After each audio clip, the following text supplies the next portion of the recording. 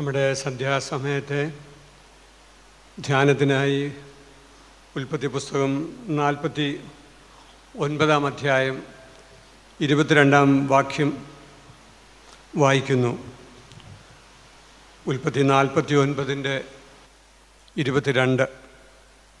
Joseph ഫലപ്രദമായ ഒരു വൃക്ഷം, നീരുറവിനരികെ ഫലപ്രദമായ ഒരു വൃക്ഷം തന്നെ, അതിൻ്റെ കൊമ്പുകൾ മതിലിന്മേൽ പടരുന്നു. ദൈവസ്നേഹം പോലെ വേറെ സ്നേഹമില്ലഹോ, അബ്ബാ താത എന്നു ഞങ്ങൾ വിളിച്ചിടുവാൻ അംബരവാസിയാം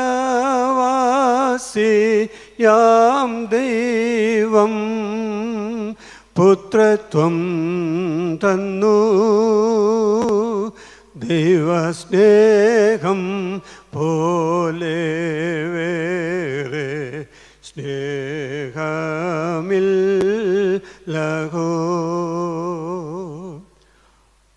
മഹത്തായ ദൈവസ്നേഹത്തിനായി ദൈവമേ, ഞങ്ങൾ അങ്ങയെ സ്തുതിക്കുന്നു. അബ്ബാ താത എന്ന് അങ്ങയെ വിളിച്ച് പ്രാർത്ഥിപ്പാൻ ഞങ്ങൾക്ക് പുത്രത്വത്തിൻ്റെ പദവി തന്ന ദൈവകരുണയ്ക്ക് നന്ദിയോടെ സ്തോത്രം. ഈ സന്ധ്യയിൽ ദൈവത്തിൻ്റെ മക്കളായി ദൈവിക പുത്രത്വത്തിൻ്റെ പദവിയിൽ ഉല്ലസിക്കുന്നവരായി അതിൻ്റെ ഉത്തരവാദിത്വങ്ങളെ ജീവിത നിയോഗമായി കണ്ട് പൂർത്തീകരിക്കുന്നവരായി ജീവിതത്തിന് സാഫല്യം കണ്ടെത്തുവാൻ ദൈവം ഞങ്ങൾക്ക് സഹായിക്കണമേ. ഞങ്ങളുടെ ജീവിതയാത്രയിൽ ഞങ്ങളെ തടസ്സപ്പെടുത്തി കളയുന്ന എല്ലാ നിഷേധാത്മകതകളോടും ഏറ്റവും ക്രിയാത്മകമായി ദൈവസ്നേഹത്തിൽ പ്രതികരിക്കുവാൻ ദൈവം ഞങ്ങൾക്ക് സഹായിക്കണമേ. ദൈവമായ കർത്താവേ, ദൈവത്തിൻ്റെ വചനം ഞങ്ങളുടെ കാലിന് ദീപം, ഞങ്ങളുടെ പാതയ്ക്ക് പ്രകാശം, അത് കണ്ടെത്തി ഭക്ഷിക്കുവാൻ ഞങ്ങൾക്ക് സഹായിക്കണമേ. ഞങ്ങളുടെ ഉള്ളിൽ നിന്നും ജീവജലത്തിൻ്റെ നദികൾ ഒഴുകുവാൻ ദൈവം കൃപ ചെയ്യണമേ. ഇവിടെ ഈ ദേവാലയത്തിലിരുന്നും ഓൺലൈൻ മാധ്യമത്തിലൂടെയും ഈ വചനധ്യാനത്തിൽ പങ്കെടുക്കുന്ന എല്ലാ പ്രിയപ്പെട്ടവരുടെ മേലും ദൈവത്തിൻ്റെ പരിശുദ്ധാത്മാവെ ഈ രാത്രി അവിടുന്ന് പ്രവർത്തിക്കണമേ. പ്രാർത്ഥന കേട്ട കരുണകൾക്കായി സ്തോത്രം. അടിയൻ്റെ വായിലെ വാക്കുകളും നിൻ്റെ മക്കളുടെ ഹൃദയത്തിലെ ധ്യാനവും അവിടത്തേക്ക് പ്രസാദകരമാക്കണമേ. ആമേൻ. അഭിവന്യ തിരുമേനി, ബഹുമാനപ്പെട്ട അച്ഛന്മാരെ, ഇന്ന് ഈ ദൈവവചന ധ്യാനത്തിൽ ഇവിടെ സന്നിഹിതരായിരിക്കുന്ന പ്രിയ സഹോദരങ്ങളെ, ഓൺലൈനിലൂടെ ഈ വചന ശുശ്രൂഷയിൽ പങ്കെടുത്ത് വചനധ്യാനം നിർവഹിക്കുന്ന പ്രിയപ്പെട്ടവരെ, നിങ്ങൾക്കെല്ലാവർക്കും ക്രിസ്തുയേശുവിൻ്റെ നാമത്തിൽ ഞാൻ സ്നേഹവന്ദനം അറിയിക്കുന്നു. ഈ പ്രാവശ്യത്തെ കൊട്ടാരക്കര കൺവെൻഷനിലും വന്ന് പങ്കെടുക്കുവാൻ ദൈവം തമ്പുരാൻ അനുവാദം തന്ന കർത്താവിൻ്റെ കരുണയ്ക്കായി ഞാൻ ദൈവത്തിന് നന്ദി പറയുന്നു. ഫെബ്രുവരി മാസം 6-ാം തീയതി എൻ്റെ ജീവിതത്തിലെ വലിയ പ്രാധാന്യമുള്ള ഒരു ദിവസമാണ്. 40 വർഷങ്ങൾക്ക് മുമ്പ് ഫെബ്രുവരി മാസം 6-ാം തീയതിയാണ് എൻ്റെ അമ്മ ഈ ലോകത്തോട് യാത്ര പറഞ്ഞു പോയത്. ഞാൻ ഇന്നത്തെ ഈ ശുശ്രൂഷ എൻ്റെ അമ്മയുടെ ഓർമ്മയ്ക്ക് മുമ്പിലുള്ള ഒരു വലിയ പ്രണാമമായി ദൈവസന്നിധിയിൽ അർപ്പിക്കുകയാണ്. അതിൻ്റെ കാരണം, ഉദരത്തിൽ ഉരുവായ കാലത്ത് ഇതൊരാൺപൈതലാണ് എങ്കിൽ കർത്താവിൻ്റെ ശുശ്രൂഷയ്ക്ക് വേണ്ടി നൽകി ഞാൻ മടക്കി തരാം എന്ന ദൈവസന്നിധിയിൽ പ്രാർത്ഥിച്ച് പറഞ്ഞ ഒരമ്മയുടെ ആത്മസമർപ്പണത്തിൻ്റെ ബാക്കിപത്രമായിട്ടാണ് കഴിഞ്ഞ 40 വർഷക്കാലം ഈ ഇടവകയിലും മാർത്തോമാ സഭയിൽ ശുശ്രൂഷ ചെയ്യുവാൻ ദൈവം തമ്പുരാൻ സഹായിച്ചത് എന്ന് ഞാൻ ഓർക്കുന്നു. ആദ്യമായി സങ്കീർത്തനങ്ങളുടെ ഒരു ധ്യാന പുസ്തകം തയ്യാറാക്കി അനുവാചകരുടെ മുമ്പിൽ അവതരിപ്പിച്ചപ്പോൾ അതിനുള്ള സമർപ്പണം എന്നെ ഈ നിയോഗ വഴികളിലേക്ക് കൈപിടിച്ച് നടത്തിയ എൻ്റെ അമ്മയുടെ സ്മരണയുടെ മുമ്പിൽ ആയിരുന്നു. അഭിമന്യ തിരുമേനിയുടെയും എന്നെ സ്നേഹിക്കുന്ന കൊട്ടാരക്കരയിലെ ദൈവജനത്തിൻ്റെയും എൻ്റെ ഏറ്റവും ബഹുമാനമുള്ള പട്ടക്കാരുടെയും മുമ്പിൽ ഞാൻ ആ കടപ്പാട് ഒരു പ്രാവശ്യം കൂടെ ഇന്ന് അറിയിക്കുകയാണ്. അത്രമാത്രം പ്രാധാന്യമുള്ള ഒരു ദിവസമാണ് ജീവിതത്തിലേത് എന്നോർത്ത് ഞാൻ ദൈവത്തിന് നന്ദി പറയുന്നു. ഇന്നത്തെ നമ്മുടെ വചനധ്യാനം ഇന്നലെ ഞാൻ ഓർമ്മിപ്പിച്ചതുപോലെ ജോസഫിനെ കുറിച്ചാണ്. കഴിഞ്ഞ ദിവസം ഞാൻ പറഞ്ഞിരുന്നു 2 ബ്ലെമിഷ്ലെസ് ക്യാരക്ടേഴ്സ്, വേദപുസ്തകത്തിലെ 2 നിർമ്മല കഥാപാത്രങ്ങൾ. ഈ പ്രാവശ്യത്തെ ധ്യാനത്തിന് നമ്മൾ അതാണ് വിഷയീഭവിപ്പിക്കുന്നത്. ഒന്ന്, അബ്രഹാമിൻ്റെയും യാക്കോബിൻ്റെയും ഇടയിൽ വന്ന ഒരു ലിങ്ക്, ഒരു ചങ്ങല, ഒരു കണ്ണി എന്ന് വേണമെങ്കിൽ പറയാം. ആ കണ്ണി തലമുറകൾ തമ്മിലുള്ള വളരെ ശക്തമായ ഒരു കണ്ണിയായിരുന്നു.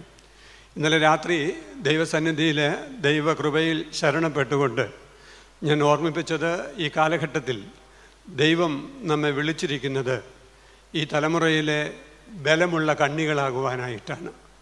തലമുറകൾ തമ്മിലുള്ള ബന്ധത്തിൽ, ആധ്യാത്മികതയിൽ നമ്മുടെ തലമുറകളെ ഒരുമിച്ച് നിർത്തുവാൻ തക്കവണ്ണം ബലമുള്ള കണ്ണികളായി തീരുവാൻ ഇസഹാക്കിൻ്റെ ജീവിതത്തിൻ്റെ ഭാവങ്ങളും സ്വഭാവങ്ങളും നമ്മുടെ ജീവിതത്തിൽ ആവിഷ്കരിക്കണം എന്ന് ഞാൻ ഓർമ്മിപ്പിക്കുകയുണ്ടായി.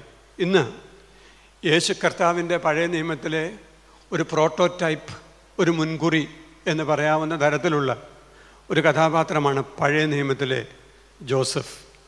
അദ്ദേഹത്തെക്കുറിച്ചാണ് നമ്മുടെ ധ്യാനം.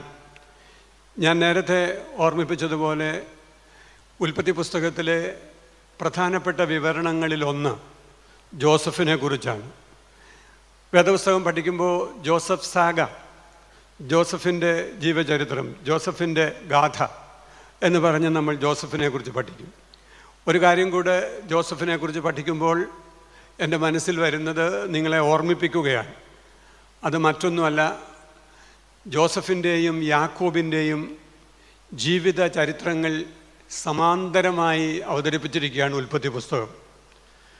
നമുക്കറിയാവുന്നതുപോലെ ഉൽപ്പത്തി പുസ്തകത്തിൻ്റെ അവസാന ഭാഗത്തേക്ക് വരുമ്പോൾ യാക്കോബ് മരിക്കുന്നു, അത് കഴിഞ്ഞ് ജോസഫ് മരിക്കുന്നു. വലിയ വ്യത്യാസമില്ല എന്ന് പറഞ്ഞാൽ യാക്കോബ് മരിച്ച ഉടനെ ജോസഫ് മരിച്ചു എന്നല്ല ഞാൻ പറഞ്ഞത്. വിവരണത്തിൽ വലിയ വ്യത്യാസമില്ല, ഒരു ചാപ്റ്ററിൻ്റെ വ്യത്യാസം മാത്രമേ ഉള്ളൂ. അപ്പോൾ സമാന്തരമായി ജോസഫിൻ്റെയും യാക്കോബിൻ്റെയും കഥകൾ അല്ലെങ്കിൽ ജീവചരിത്രങ്ങൾ അവതരിപ്പിച്ചിരിക്കുകയാണ്.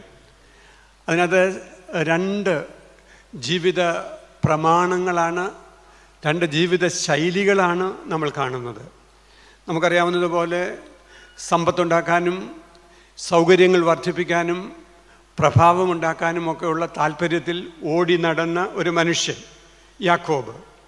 തികച്ചും വ്യത്യസ്തമായ മറ്റൊരു ജീവിതശൈലിയാണ് ജോസഫിലൂടെ നമ്മൾ കാണുന്നത്. ജോസഫാണ് പക്ഷേ ഫലകരമായ ഒരു വൃക്ഷമായി തീർന്നത്. ഇന്ന് നമ്മുടെ ധ്യാനം ആരംഭിക്കുന്നത് ഉൽപ്പത്തി പുസ്തകം 49-ാം അധ്യായം 22-ാം വാക്യം വീണ്ടും ഓർമ്മിപ്പിച്ചുകൊണ്ടാണ്. ജോസഫ് ഫലപ്രദമായ ഒരു വൃക്ഷം, A fruitful tree, A fruit bearing tree, ഫലം കായ്ക്കുന്ന വൃക്ഷം. മരം ഒരു വരം, വൃക്ഷം ഒരു വരമാണ്, മരം ഒരു വരമാണ് എന്ന് മലയാളത്തിൽ നമ്മൾ സാധാരണ പറയാറുണ്ട്. അതുകൊണ്ട് മരങ്ങൾ വെച്ചുപിടിപ്പിക്കുന്നത് ഈ കാലഘട്ടത്തിൻ്റെ ഏറ്റവും വലിയ ആവശ്യമാണ് എന്ന് നമ്മൾ അറിയുന്നുണ്ട്. ഓക്സിജൻ്റെ സപ്ലൈ, പ്രാണവായുവിൻ്റെ ഒരു സപ്ലൈ നമുക്ക് ഉണ്ടാകണം എന്നുണ്ടെങ്കിൽ മരങ്ങൾ ധാരാളം ഉണ്ടാവണം. വേദപുസ്തകത്തിൽ മരത്തെ വളരെ നന്നായി ചിത്രീകരിച്ചിരിക്കുകയാണ്. പ്രിയപ്പെട്ടവരെ, 1-ാം സങ്കീർത്തനം നമുക്ക് വളരെ പരിചിതമായ സങ്കീർത്തനമാണ്.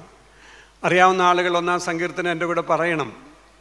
ദുഷ്ടന്മാരുടെ ആലോചന പ്രകാരം നടക്കാതെയും ഭാവികളുടെ വഴിയിൽ നിൽക്കാതെയും പരിഹാസികളുടെ ഇരിപ്പിടത്തിൽ ഇരിക്കാതെയും യഹോവയുടെ ന്യായപ്രമാണത്തിൽ സന്തോഷിച്ച് അവൻ്റെ ന്യായപ്രമാണത്തെ രാപ്പകൽ ധ്യാനിക്കുന്ന മനുഷ്യൻ ഭാഗ്യവാൻ. അവൻ ആറ്റരികത്ത് നട്ടിരിക്കുന്നതും തക്കകാലത്ത് ഫലം കായ്ക്കുന്നതും ഇലവാടാത്തതുമായ വൃക്ഷം പോലെ ഇരിക്കും. ദുഷ്ടന്മാർ അങ്ങനെയല്ല, അവർ കാറ്റുപാറ്റുന്ന കതിർ പോലെ അത്രേ. ഞാൻ ദൈവത്തിൻ്റെ സന്നിധിയിൽ 1-ാം സങ്കീർത്തനം ഇപ്പോൾ നമ്മളെല്ലാം കൂടെ പറഞ്ഞത് എന്തിനാണ് എന്ന് ചോദിച്ചാൽ, രണ്ട് ജീവിത പ്രമാണങ്ങളെ ഒന്നാം സങ്കീർത്തനം അവതരിപ്പിച്ചിട്ടുണ്ട് എന്നുള്ളത് കൊണ്ട് തന്നെയാണ്. ഒന്ന്, നീതിമാൻ്റെ വഴി, ന്യായപ്രമാണത്തെ രാപ്പകൽ ധ്യാനിക്കുന്നവൻ്റെ വഴി. മറ്റേത് ദുഷ്ടൻ്റെ വഴി. ദുഷ്ടൻ്റെ വഴി കാറ്റുപാറ്റുന്ന പതിരുപോലെയാണ്. എന്നാൽ യഹോവയുടെ ന്യായപ്രമാണത്തെ രാപ്പകൽ ധ്യാനിച്ച് അവൻ്റെ ന്യായപ്രമാണത്തിൽ സന്തോഷിക്കുന്നവൻ ഇലവാടാത്ത വൃക്ഷം പോലെയാണ്. തക്ക കാലത്ത് ഫലം കായ്ക്കുന്ന വൃക്ഷം പോലെയാണ്. അതുകൊണ്ട് വൃക്ഷം എന്ന് പറയുന്നത് വളരെ പ്രധാനമാണ്. ഉൽപ്പത്തി പുസ്തകത്തിൻ്റെ ആരംഭഭാഗത്ത് നമ്മൾ വായിക്കുന്നുണ്ട്, തോട്ടത്തിലെ നടുവിലെ വൃക്ഷത്തിൻ്റെ ഫലം തിന്നരുത്. തോട്ടത്തിലെ നടുവിലെ വൃക്ഷത്തിൻ്റെ ഫലം തിന്നുന്ന നാളിൽ നീ മരിക്കും, അങ്ങനെയാണ് പറയുക. പിന്നെ വേദപുസ്തകം ജീവവൃക്ഷത്തെക്കുറിച്ച് പറയുന്നുണ്ട്. നാളെ നമ്മൾ വായിക്കുന്ന പാഠങ്ങളിലൊക്കെ സിംഹാസനത്തിൻ്റെ ചുവട്ടിൽ നിന്ന് ഒഴുകുന്ന ജീവജല നദി, ആ ജല നദിക്ക് ഇരുകരയിൽ നിൽക്കുന്ന ജീവവൃക്ഷങ്ങൾ, അവയുടെ ഇല ജാതികളുടെ രോഗോപശാന്തിക്കായിട്ടുതകുന്ന വൃക്ഷത്തിൻ്റെ ഇലകളെക്കുറിച്ചൊക്കെ നമ്മൾ വായിക്കുന്നുണ്ട്. അതുകൊണ്ട് വേദപുസ്തകത്തിലെ ഏറ്റവും ശക്തമായ പ്രതീകങ്ങളിലൊന്നാണ് വൃക്ഷം എന്ന് പറയുന്നത്, മരമെന്ന് പറയുന്നത്. നമുക്കറിയാവുന്നതുപോലെ തക്ക കാലത്ത് ഫലം കായ്ക്കുന്ന ഇലവാടാത്ത വൃക്ഷം പോലെയാകുവാൻ ദൈവം നമ്മളെക്കുറിച്ച് ആഗ്രഹിക്കുകയാണ്. എന്നാൽ യേശു കർത്താവ് കഷ്ടാനുഭവ ആഴ്ചയിൽ പീഡാനുഭവ വാരത്തിൽ യെരൂശലേം ദേവാലയത്തിലേക്ക് പോയപ്പോൾ അവിടെ ഒരു വൃക്ഷത്തെ കണ്ടു. ആ വൃക്ഷം ഇലച്ചാർത്തുകളുള്ള വൃക്ഷമായിരുന്നു. അവിടെ ചെന്ന് നോക്കിയപ്പോൾ ഒരുപാട് ഇലച്ചാർത്തുണ്ടായിരുന്നുവെങ്കിലും അതിനകത്തൊരു ഫലവും കണ്ടില്ല. ആ വൃക്ഷത്തെ കർത്താവ് ശപിച്ചു എന്ന് നമ്മൾ വായിക്കുന്നുണ്ട്. അത് ഉണങ്ങിപ്പോയി എന്ന് നമ്മൾ വായിക്കുകയാണ്. പ്രിയപ്പെട്ടവരെ, ഫലമില്ലാത്ത വൃക്ഷം എത്രമാത്രം ഇലച്ചാർത്തുകളുള്ളതാണെങ്കിലും അത് വെട്ടിക്കളയാനുള്ളതാണ് എന്ന് നമ്മൾ ഓർക്കണം. മേലാൽ കായ്ച്ചെങ്കിലോ ഇല്ലെങ്കിൽ വെട്ടിക്കളയാം എന്ന് ഒരു വൃക്ഷത്തെക്കുറിച്ച് ഒരു മധ്യസ്ഥതയുണ്ട്. നമുക്കറിയാമത് നമ്മുടെ എല്ലാ വർഷാവസാന ശുശ്രൂഷകളിലും സാധാരണ വായിക്കുന്ന ഒരു വേദഭാഗമാണത്. വൃക്ഷം ഫലം കായ്ക്കാതെ ഇരിക്കുമ്പോൾ വെട്ടിക്കളയട്ടെയോ എന്നാണ് ചോദ്യം. വെട്ടിക്കളയേണ്ട, ഒരു വർഷം കൂടെ നിൽക്കട്ടെ, അതിന് ചുറ്റും കിളച്ച് വളമിട്ട് നോക്കാം, ഒരു പക്ഷേ കായ്ച്ചെങ്കിലോ എന്ന് പറയുന്ന ഒരു സ്വർഗീയ മധ്യസ്ഥനുണ്ട്. അതുകൊണ്ട് ഇന്ന് സന്ധ്യയിൽ ഞാൻ ഈ വൃക്ഷത്തിൻ്റെ ചിത്രം വരച്ച് കാണിച്ചത്. പ്രിയപ്പെട്ടവരെ, ഐദർ ഈസ് ദ പോസിബിലിറ്റി, രണ്ടിലൊന്നാണ് നമ്മുടെ സാധ്യത എന്ന് പറയാൻ വേണ്ടിയാണ്. ഒന്നുകിൽ നമ്മൾ ഫ്രൂട്ട് ബെയറിങ് ആയിരിക്കും, ഒന്നുകിൽ നമ്മൾ ഫലം കായ്ക്കും, അല്ലെങ്കിൽ നമ്മൾ വെട്ടിക്കളയപ്പെടേണ്ടവരാണ്. ഈ കൺവെൻഷൻ്റെ സമാപന രാത്രിയിൽ ദൈവത്തിൻ്റെ ആത്മാവ് നമ്മെ ഓർമ്മിപ്പിക്കുന്നത് നമ്മൾ വെട്ടിക്കളയപ്പെടാനുള്ളവരല്ല എന്നാണ്, പിന്നെയോ ഫലം കായ്ക്കുവാൻ ഉള്ളവരാണ്. അങ്ങനെ ഫലം കായ്ക്കത്തക്കവണ്ണം ദൈവകൃപയുടെ സമൃദ്ധമായ അനുഭവങ്ങൾ നമുക്കുണ്ടാക്കുവാൻ ദൈവമേ സഹായിക്കണമേ എന്ന് കർത്താവിനോട് നമ്മൾ പ്രാർത്ഥിക്കണം. പ്രിയപ്പെട്ടവരെ, ജോസഫ് തക്കകാലത്ത് ഫലം കായ്ക്കുന്ന വൃക്ഷമാണ്. ഇതാരാണ് പറഞ്ഞത്? ഇത് പറഞ്ഞത് അവൻ്റെ ആരംഭം മുതൽ ഇന്നുവരെ അവനെ അറിയാവുന്ന ജീവിത വൃദ്ധൻ, ജീവിതത്തിൻ്റെ അനുഭവങ്ങൾ കൊണ്ട് പരിപക്വമായ ഒരു വിശകലനം നടത്തുവാൻ കഴിയുന്ന യാക്കോബാണ് പറഞ്ഞത്. ജീവിതത്തിൻ്റെ ഉയർച്ചകളും താഴ്ചകളും കണ്ടവൻ, ഇരുളും വെളിച്ചവും കണ്ടവൻ, നിഴലും നിലാവും കണ്ടവൻ, കയറ്റവും ഇറക്കവും കണ്ടവൻ, കുതിപ്പും കിതപ്പും കണ്ടവൻ, അങ്ങനെയുള്ളവനാണ് യാക്കോബ്. ആ യാക്കോബാണ് പറയുന്നത്, ജോസഫ് ഓരോ മക്കളെക്കുറിച്ചും വിശകലനം ചെയ്തുകൊണ്ട് പറഞ്ഞു, ജോസഫ് ഫലകരമായ വൃക്ഷമാണ്, ആറ്റരികത്ത് നട്ടിരിക്കുന്ന, തക്കകാലത്ത് ഫലം കായ്ക്കുന്ന, ഇലച്ചാർത്തികളെ നന്നായി വികസിപ്പിച്ചിരിക്കുന്ന ഒരു വൃക്ഷമാണ്, ഫലം കായ്ച്ച വൃക്ഷമാണ്. പ്രിയപ്പെട്ടവരെ, ഞാൻ ഈ രാത്രി ഓർമ്മിപ്പിക്കട്ടെ, സാധ്യതകൾ രണ്ടുമാണ് നമ്മുടെ മുമ്പിൽ ഉള്ളത് എന്നിരിക്കെ നമ്മുടെ സാധ്യതകൾ ഫലം കായ്ക്കുന്ന സാധ്യതയായി തീരുവാൻ ദൈവത്തിൻ്റെ കരങ്ങളിൽ നമ്മെ സമർപ്പിക്കണം. ഒരു കാര്യം കൂടെ ഞാൻ വ്യക്തമാക്കുകയാണ്. ധ്യാനമാണ്, അതുകൊണ്ട് തന്നെ ധ്യാനത്തിലൂടെ തന്നെ നമ്മൾ പോകണം. പ്രിയപ്പെട്ടവരെ, ഒരു വൃക്ഷം വെച്ച് പിടിപ്പിച്ച് ആ വൃക്ഷത്തിന് ജലസേചനം നടത്തി അതിന് വളമിട്ട് കൊടുത്താൽ ആ വൃക്ഷം വളരും. മനുഷ്യജീവിതമാകുന്ന വൃക്ഷങ്ങൾ, ജീവിത വൃക്ഷങ്ങൾ ബാഹ്യമായ സാഹചര്യങ്ങൾ കൊണ്ട് മാത്രം വളരുകയില്ല. ദൈവത്തിൻ്റെ സ്തോത്രം. പ്രിയപ്പെട്ടവരെ, നമ്മുടെ ജീവിതത്തെക്കുറിച്ച് നമുക്ക് ഒരു ഉത്തരവാദിത്വമുണ്ട്. ഈ രാത്രി ഞാൻ പഠിപ്പിക്കുവാൻ ശ്രമിക്കുന്ന അല്ലെങ്കിൽ പറയുവാൻ ശ്രമിക്കുന്ന ഒരു കാര്യം, നമ്മുടെ ജീവിതങ്ങളെക്കുറിച്ച് നമുക്ക് ഒരു ഉത്തരവാദിത്വമുണ്ട്. We have a responsibility. മറ്റാരെയും പഴി പറഞ്ഞ് നമ്മുടെ ജീവിതത്തിൻ്റെ ഫലശൂന്യതയെക്കുറിച്ച് നമുക്ക് കുറ്റത്തിൽ നിന്ന് ഒഴിഞ്ഞിരിക്കുവാനായിട്ട് കഴിയുകയില്ല. നമ്മളാരും തന്നെ സ്വാഭാവികമായി വളരുന്നവരല്ല, വളർത്തപ്പെടുന്നവരാണ്. നമ്മൾ വളർത്തപ്പെടേണ്ടവരാണ്. ദൈവകൃപ നമ്മുടെ മേലുണ്ട്. ആ ദൈവകൃപയെ സ്വാംശീകരിച്ച് അതിനെ ഉൾക്കൊണ്ടുകൊണ്ട് വളരുവാൻ നമുക്ക് സാധിക്കണം. ഞാൻ ഇന്നലെ ആരോടോ ചോദിച്ചു, എന്താ ഈ താടി ഇങ്ങനെ വളർത്തുന്നത് എന്ന്. അപ്പോൾ എന്നോട് പറഞ്ഞു, വളർത്തുന്നതല്ലച്ചോ, തന്നെത്താനെ വളർന്നു പോകുന്നതാണ്. അത് താടിയെക്കുറിച്ച് അങ്ങനെ പറയാമായിരിക്കും. എന്നാൽ ജീവിതം അങ്ങനെയല്ല. ജീവിതം തീർച്ചയായിട്ടും നമ്മുടെ പ്രതികരണങ്ങളിൽ അധിഷ്ഠിതമായിരിക്കുന്നു. Life is not some accidental developments, but I say life could be built up only in positive responses. ക്രിയാത്മകമായി, രചനാത്മകമായി ജീവിത അനുഭവങ്ങളോട് നമ്മൾ പ്രതികരിക്കുന്നതിലൂടെയാണ് നമുക്ക് വളർച്ച ഉണ്ടാവുന്നത്. നമ്മൾ ആരും, പ്രിയപ്പെട്ടവരെ, സാഹചര്യങ്ങളുടെ ഇരകളായി പോകുവാൻ പാടില്ല. സാഹചര്യങ്ങളുടെ സമ്മർദ്ദങ്ങളെ അതിജീവിച്ചവനാണ് ജോസഫ്. ഹല്ലേലൂയ. ഇന്ന് നമ്മൾ ജോസഫിനെ പഠിക്കുന്ന സമയത്ത് ദൈവം നമ്മെ ഓർമ്മിപ്പിക്കുന്നത്, പിതാവായ യാക്കോബ് ജോസഫിനെ കുറിച്ച് പറഞ്ഞ, അവൻ ഫലകരമായ വൃക്ഷമെന്ന് പറഞ്ഞ ആ ഒരു സാക്ഷ്യപത്രം കൊട്ടാരക്കര കൺവെൻഷനിൽ ഇന്ന് എൻ്റെ മുമ്പിലിരുന്നു കൊണ്ട് ഇത് കേൾക്കുന്നവരും ദൂരത്തിരുന്നു കൊണ്ട് ഈ വചന ധ്യാനം നടത്തുന്നവരും, പ്രിയപ്പെട്ടവരെ, കർത്താവ് നമ്മെ ഓർമ്മിപ്പിക്കുകയാണ്, നമുക്ക് പ്രതികരണങ്ങളുടെ വിശുദ്ധി ഉണ്ടാവണം. ഞാനൊരു പുതിയ വാക്ക് പറഞ്ഞു, പ്രതികരണ വിശുദ്ധി. ജോസഫിനെ സംബന്ധിച്ചിടത്തോളം ഈ ധ്യാനം എന്നെ പഠിപ്പിക്കുന്നത് പ്രതികരണത്തിൻ്റെ വിശുദ്ധിയാണ്. Purity in responses. Christianity is not known by actions but by reactions. ഒരുവൻ്റെ ക്രിസ്ത്യാനിത്വം തിരിച്ചറിയുന്നത് അവൻ്റെ സാധാരണ പ്രവൃത്തി കൊണ്ട് എന്നുള്ളതിനേക്കാൾ അവൻ്റെ പ്രതികരണങ്ങൾ കൊണ്ടാണ്, അവൻ്റെ പ്രതിപ്രവർത്തനങ്ങൾ കൊണ്ടാണ്. Every action has an equal and opposite reaction എന്ന് പറയും. എല്ലാ ആക്ഷനും ഈക്വൽ ആൻഡ് ഓപ്പോസിറ്റ് റിയാക്ഷൻ എന്ന് പഠിച്ചു വച്ചിട്ടുള്ളവരാണ് നാം. എന്നാൽ പ്രിയപ്പെട്ടവരെ, ദൈവവചനം നമ്മെ പഠിപ്പിക്കുന്നത് not for equal and opposite reaction but for a Christian reaction. ദൈവത്തിന് സ്തോത്രം. ഞാനിന്ന് ദൈവസന്നിധിയിൽ പ്രിയപ്പെട്ടവരെ ഓർമ്മിപ്പിക്കുകയാണ്, it is not for an action equal and opposite reaction. അത് തുല്യമായ എതിർപ്രതികരണം നടത്തുവാനായിട്ടല്ല, പിന്നെയോ ക്രിസ്തു കേന്ദ്രീകൃതമായ പ്രതികരണം നടത്തുവാനാണ്, ദൈവ കേന്ദ്രീകൃതമായ പ്രതികരണം നടത്തുവാനാണ്. ജോസഫിൻ്റെ കഥ ഞാൻ വായിക്കുകയും പഠിക്കുകയും ചെയ്യുമ്പോൾ ഞാൻ ഓർമ്മിപ്പിക്കട്ടെ പ്രിയപ്പെട്ടവരെ, that was not an equal and opposite reaction but it was a godly response. ജോസഫിൻ്റെ ജീവിതം ദൈവികമായ പ്രതികരണമാണ്.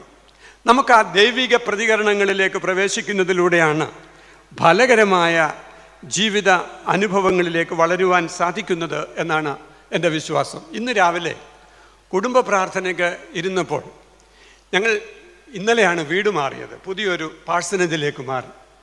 അപ്പോൾ ഞാൻ എടുത്തുകൊണ്ട് പോയ ഞങ്ങളുടെ ഡെയിലി റീഡിങ്ങിൻ്റെ പുസ്തകം കഴിഞ്ഞ വർഷത്തേതായി പോയി. ഡെയിലി ബ്രെഡാണ്.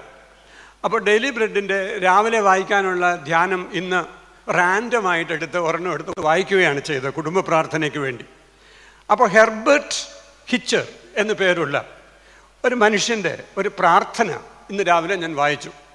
അദ്ദേഹത്തിൻ്റെ പ്രാർത്ഥനയിൽ ഇങ്ങനെ പറഞ്ഞു: ദൈവമേ, കൃതജ്ഞതാ നിർഭരമായ ഒരു ഹൃദയം എനിക്ക് തരണമേ. Give me O Lord a thankful heart. എനിക്ക് കൃതജ്ഞതയുള്ള ഒരു ഹൃദയം തരണമേ. ദൈവം നമ്മളെക്കുറിച്ച് ആഗ്രഹിക്കുന്നതാ. കൃതജ്ഞതയുള്ള ഒരു ഹൃദയം. ആ കൃതജ്ഞതയുള്ള ഹൃദയത്തിൽ നിന്നാണ് ദൈവികമായ പ്രതികരണങ്ങൾ നമ്മുടെ സമൂഹത്തിൽ ഉണ്ടാക്കുവാൻ കഴിയുന്നത് എന്നാണ് എൻ്റെ വിശ്വാസം. ഇത് ജോസഫിൻ്റെ ഈ ജീവിത വൃത്താന്തം നമ്മളിന്ന് ധ്യാനിക്കുമ്പോൾ അത് നമ്മുടെ ഹൃദയത്തിലേക്ക് വരും എന്നാണ് എൻ്റെ വിശ്വാസം. നമുക്ക് ജോസഫിനെ ഒന്ന് ധ്യാനിച്ചു നോക്കാം. ജോസഫിനെ കുറിച്ച് ചില ചിന്തകൾ, ചില ജീവിതാനുഭവങ്ങളുമായി ബന്ധപ്പെട്ട ചില ചിന്തകൾ പങ്കുവെക്കപ്പെടും ഇന്ന് രാത്രി എന്ന് ഞാൻ വിചാരിക്കുന്നു. നമുക്കറിയാം, ജോസഫ് അപ്പൻ്റെ പ്രിയനായിരുന്നു, അപ്പൻ്റെ പ്രിയപ്പെട്ടവനായിരുന്നു.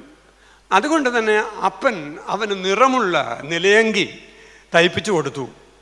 അവന് കൊടുത്ത് അവൻ്റെ വസ്ത്രം വിശേഷ വസ്ത്രമായിരുന്നു, അപ്പൻ തയ്പ്പിച്ചു കൊടുത്തതാണ്. അവന് കൊച്ചുനാളെന്ന് സ്വപ്നങ്ങളുണ്ടായി. ആ സ്വപ്നങ്ങൾ വീട്ടിൽ പറയുമ്പോൾ ഒരു തരത്തിൽ അല്ലെങ്കിൽ മറ്റൊരു തരത്തിൽ സഹോദരന്മാരെ പ്രകോപിപ്പിക്കുന്നതായിരുന്നു ആ സ്വപ്നങ്ങൾ എന്ന് നമുക്കറിയാം. ജോസഫിന് കൊച്ചുനാളത്തെ ഏറ്റവും പ്രധാനപ്പെട്ട അനുഭവം സഹോദരന്മാരുടെ അസൂയയുടെ ഒരിരയായിരുന്നു ജോസഫ് എന്ന് വേണമെങ്കിൽ പറയാം. സിബ്ലിംഗ് റൈവൽറി എന്നൊരു വാക്കുണ്ട്. നമ്മൾ ഈ സിബ്ലിംഗ് റൈവൽറി അല്ലെങ്കിൽ സഹോദരന്മാർ തമ്മിലുള്ള ഒരു പിണക്കം അല്ലെങ്കിൽ സഹോദരന്മാർ തമ്മിലുള്ള കലഹം എന്നൊക്കെ പറയുന്നത് വീട്ടിൽ കൊച്ചു കുഞ്ഞുങ്ങൾ തമ്മിലുള്ള കലഹമായിട്ടാണ് പലപ്പോഴും നമ്മൾ കരുതുന്നത്. ഞാനിങ്ങോട്ട് വന്നപ്പോൾ എൻ്റെ സ്നേഹിതൻ മിസ്റ്റർ തോമസിനോട് പറഞ്ഞു, ഈ സിബ്ലിംഗ് റൈവൽറി എന്ന് പറയുന്നത്, സഹോദര കലഹം എന്ന് പറയുന്നത് വളരെ ശക്തമാണ് നമ്മുടെ മധ്യത്തിൽ. സഹോദര കലഹം പക്ഷേ ഒരു വീട്ടിൽ ഒരാളിൻ്റെ ഏറ്റവും വലിയ ശത്രു അപ്പൻ്റെ സ്വത്ത് താനുമായി പങ്കുവെക്കേണ്ട തൻ്റെ സഹോദരനാകാം. അങ്ങനെയുള്ള കാര്യങ്ങളില്ലേ? അപ്പൻ്റെ സ്വത്ത് താനുമായി പങ്കുവെക്കേണ്ട സഹോദരൻ എൻ്റെ റൈവലാവുകയാണ്, എൻ്റെ എതിരാളിയായി മാറുകയാണ്. എനിക്കറിഞ്ഞുകൂടാ കൊട്ടാരക്കരയിൽ എന്തിനാണ് എന്നെക്കൊണ്ട് ദൈവം ഇങ്ങനെ സംസാരിപ്പിക്കുന്നത് എന്ന്. ഇവിടെ ആരെങ്കിലും സഹോദരനെതിരെ വസ്തുതർക്കത്തിൻ്റെ പേരിൽ കേസ് കൊടുത്തിട്ടുണ്ടോ എന്നൊന്നും എനിക്കറിഞ്ഞുകൂടാ.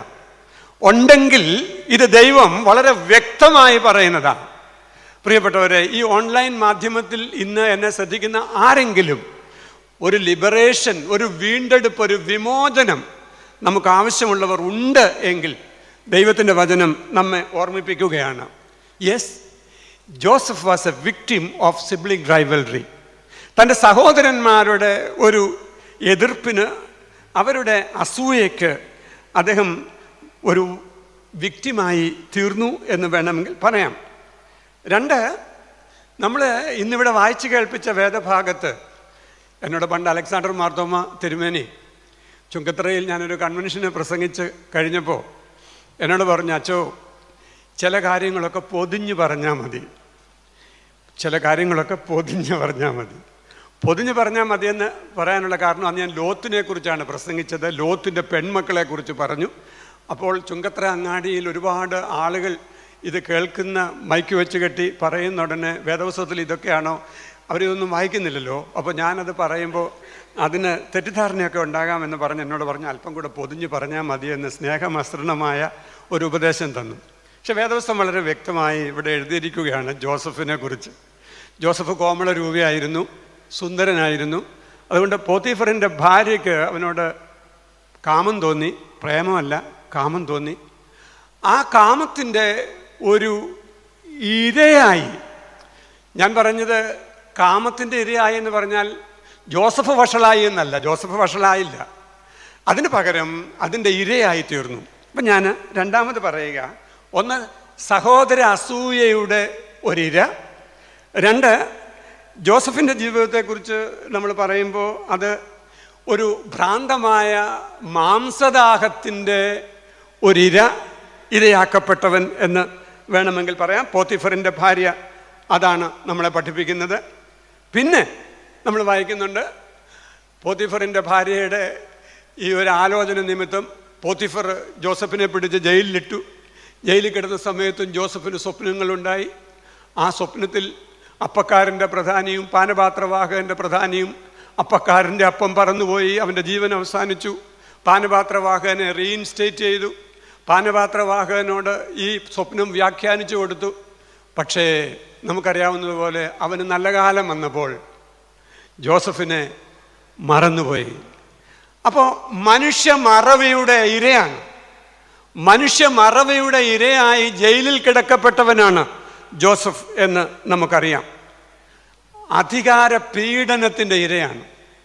ഏത് അധികാരവും മറ്റുള്ളവരുടെ മേൽ പ്രയോഗിക്കുമ്പോൾ അധികാരം പീഡനമായി മാറാതിരിക്കുവാൻ ശ്രദ്ധിക്കേണ്ടതുണ്ട് എന്ന് തിരുവചനം നമ്മെ ഓർമ്മിപ്പിക്കുന്നു. അധികാരി പീഡനത്തിൻ്റെ ഇരയായി തീർന്ന ഒരാൾ എന്ന് വേണമെങ്കിൽ നമുക്ക് ജോസഫിനെ കുറിച്ച് സാധാരണഗതിയിൽ വായിക്കുവാനായിട്ട് സാധിക്കും. എന്നാൽ പ്രിയപ്പെട്ടവരെ, ഞാൻ പറയുന്നത് അവൻ ഇരയായി എന്നല്ല. പിന്നെയോ, he is not a victim but a victor. Joseph was not a victim but a victor. Joseph ഒരു ഇരയായിരുന്നില്ല, പിന്നെയോ ജോസഫ് വിജയിയാണ്. ദൈവത്തിൻ്റെ സ്തോത്രം. ജോസഫ് ഒരു വിജയിയാണ്. ഈ വന്ന സാഹചര്യങ്ങളിലെല്ലാം തന്നെ ജോസഫ് വിജയിച്ചു എന്നാണ് നമുക്ക് കാണാൻ സാധിക്കുന്നത്.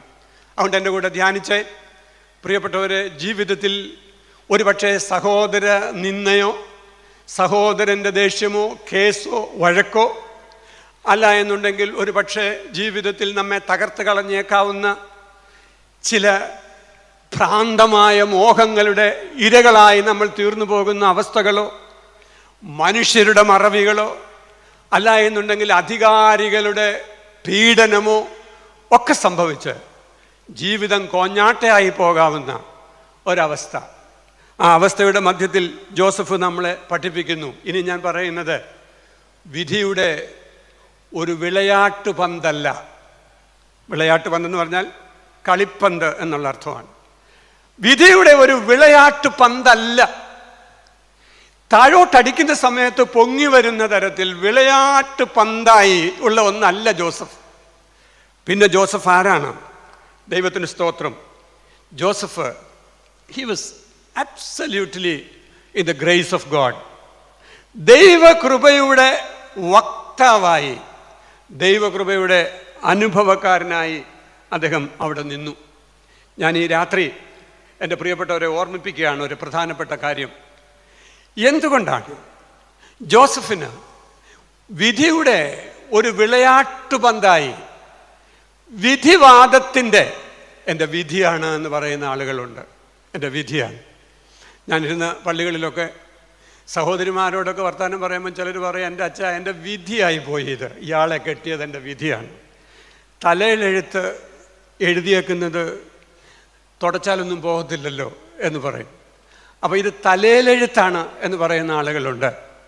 എന്ന് പറഞ്ഞാൽ അവർ പറയുകയാണ്, ഫെയ്റ്റലിസത്തിൻ്റെ, വിധിവാദത്തിൻ്റെ ഇരയാണ് ഞാൻ, എനിക്കിങ്ങനെയൊക്കെ സംഭവിച്ചു പോയി എന്ന് പറയുകയാണ്. എന്നാൽ എന്തുകൊണ്ടാണ് ജോസഫിന് അതിനെ അതിജീവിക്കുവാനായിട്ട് കഴിഞ്ഞത്? ഞാൻ പറയട്ടെ പ്രിയപ്പെട്ടവരെ, ഇതൊരു ധ്യാനമാണ്, അത് മറക്കാതെ കൊണ്ടുപോകണം. അതിൻ്റെ കാരണം, കൊച്ചുനാളെന്ന് സ്വപ്നങ്ങൾ നൽകി ദൈവം ജോസഫിനെ അനുഗ്രഹിച്ചു.